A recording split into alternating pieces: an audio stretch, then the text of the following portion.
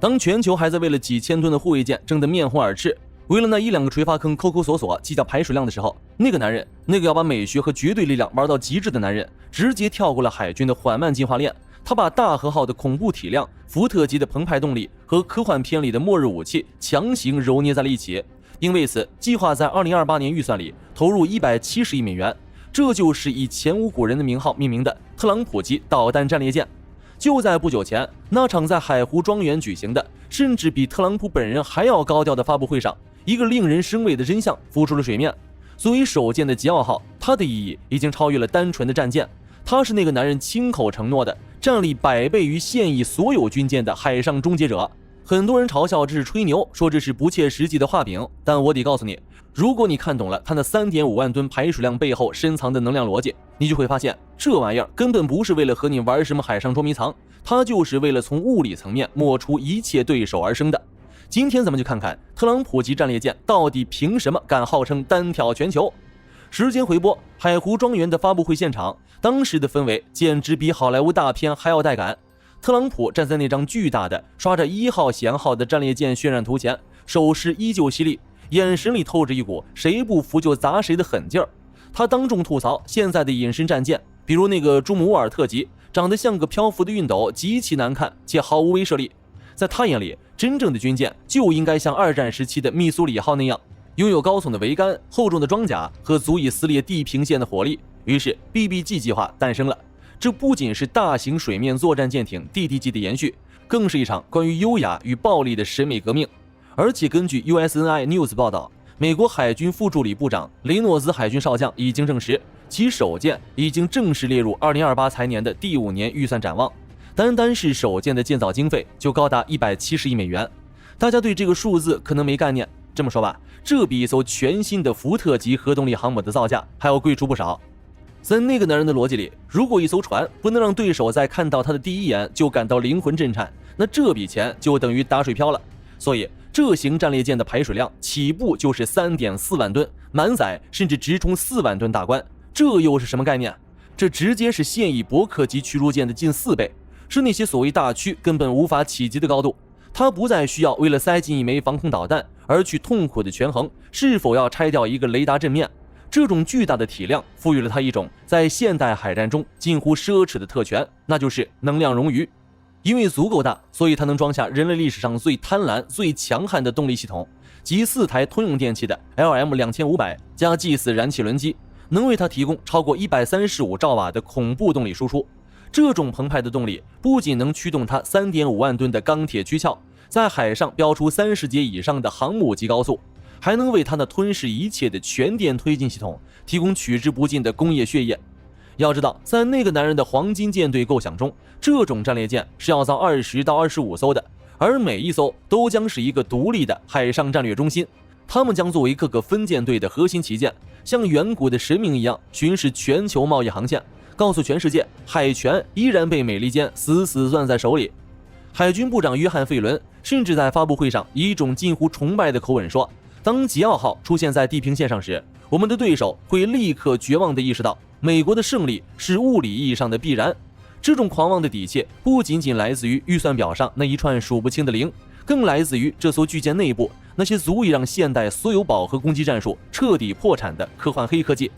如果说170亿美金买的是一张通往未来的门票，那么接下来的武器系统就是这张门票兑换出的死神请帖。究竟是什么样的火力能让特朗普喊出100倍战力的口号？我们要重点拆解一下，为什么要用 3.5 万吨的巨大代价去换取那个听起来像吹牛的100倍战力。大家记住，伯克级为什么强，是因为它在排水量和火力的平衡上做到了极致。但是这艘特朗普级战列舰，它根本不打算跟你玩什么平衡，它玩的是溢出。它的核心秘密就在于能量密度。现役军舰的雷达如果开到最大探测功率，那电动机可能就没法全力飙船，甚至供电系统会瞬间过载报警。但特朗普级内嵌的是双核化综合电力系统，它发出的电足够点亮半个纽约市。这些过剩的电力会被实时灌进了一个庞大的超级电容瞬间储能系统，这就是100倍战力的第一块拼图，32兆焦耳电磁轨道炮。当你在视频里看到那一道湛蓝色的等离子体闪光，空气被瞬间撕裂，发出震碎耳膜的巨响时，那一枚没有任何高爆弹药、重达10几公斤的钨合金弹头，正以7倍音速以上的初速撞向目标的龙骨。7倍音速是什么概念？从雷达发现目标到弹头把对方的龙骨像折饼干一样撞断，对手甚至连眨一下眼睛的时间都没有。在这样的速度面前，传统的防空和反导系统将变得毫无意义。这种无法被拦截、无法被预警的物理撞击，就是百倍战力的第一层逻辑，不可拦截性。而且伯克级的 MK41 垂发导弹是打一发少一发，一旦打光就得回港补给。但特朗普级战列舰的电磁炮舱可以轻松塞进500到800发钨合金弹头，这种火力的持续性和廉价性是导弹时代根本不敢想象的。至于什么无人机蜂群攻击了，别再提了。在那600千瓦级的激光阵列面前，那是送货上门。传统的密集阵机炮还得换弹药，还得考虑炮管过热，还存在火力盲区。但这艘巨兽配备的是4座名为逐日者的高能激光武器，只要那4台燃气轮机还在转动，它的弹药就是无穷无尽的。任何试图靠近它的自杀式无人机或反舰导弹，在5到8公里外就会瞬间变成一团燃烧的废铝坠入大海。这种从传统的概率拦截到现代定点清除的质变，就是百倍战力的核心。你打不动我，而我一出手就是物理层面的抹除。屏幕前的你想象一下，如果你是对手，面对一个打不进、躲不开，还能无限开火的怪物，你还有多少战斗意志？当然，如果你觉得这只是防御强，那就太天真了。百倍战力的第3块拼图是他那让人绝望的杀伤半径和打击纵深。这舰上装备了12单元的 CPS 常规快速打击高超音速导弹，这种导弹的射程超过2700公里，落地时的动能相当于一场小型地震。它不需要传统的高爆炸药，光靠那几吨重的战斗部以10马赫的速度砸下来，就足以把对方航母的甲板连同底层的机库彻底物理贯穿。这种一发入魂的穿透力是任何现役巡航导弹都无法企及的梦魇。再加上128单元的 MK41 垂发单元，里面甚至为核常兼备的 SLCMN 巡航导弹预留了位置。这意味着特朗普级战列舰不仅是一个海战平台，它还是一个可以随时移动到对手家门口的战略核打击中心。此外，它的生存余力同样惊人， 3.5 万吨带来的重点防护装甲和防雷隔舱能让它硬扛2枚重型鱼雷而不丧失战斗力。如果说伯克级是海上的全能拳击手，那特朗普级就是带着自动瞄准、穿着超重型装甲还握着雷神之锤的海上歼星舰。这种极致的暴力美学把吨位换能量、能量换火力的逻辑推到了人类工艺的巅峰。它就是要明明白白地告诉你，在绝对的能量密度面前，所有的战术技巧都是苍白无力的。但这种级别的科幻武器，这种足以掏空国库、重塑工业的黄金舰队，真的能在美利坚那锈迹斑斑的船坞里变成现实吗？那个男人所谓的机器人造船计划，到底是拯救美利坚制造的终极良药，还是帝国黄昏里最后的一场幻梦？我们要面对一个非常尖锐，甚至让五角大楼感到阵痛的现实：美国的造船业现状。现如今的美利坚早已不是那个2战时期一天下水一艘万吨轮的工业怪兽了。目前的全美造船业劳动力严重短缺，成熟工人的平均年龄已经超过50岁。很多年轻人宁愿沉溺于虚拟世界的电子多巴胺，也不愿走进充满铁锈味和电焊火花的船坞去流汗。在这种背景下，造一艘 3.5 万吨、包含40%以上全新技术的战列舰，听起来就像是天方夜谭。但那个男人之所以是懂王，是因为他擅长用极端的方式解决极端的问题。他提出了一个非常有野心的口号：用机器人造船重振美利坚。他计划大规模引入 AI 视觉焊接系统、全自动模块化组装和 3D 金属打印技术。他想把造船厂变成像特斯拉超级工厂那样的全自动化流水线，去取代那些日益稀缺的高级技工。如果这个计划成了，那特朗普级战列舰就是海上的特斯拉，它将开启一个全新的无人化重工业时代。但是如果败了，那它就会成为海上的泰坦尼克，甚至连下水的机会都没有。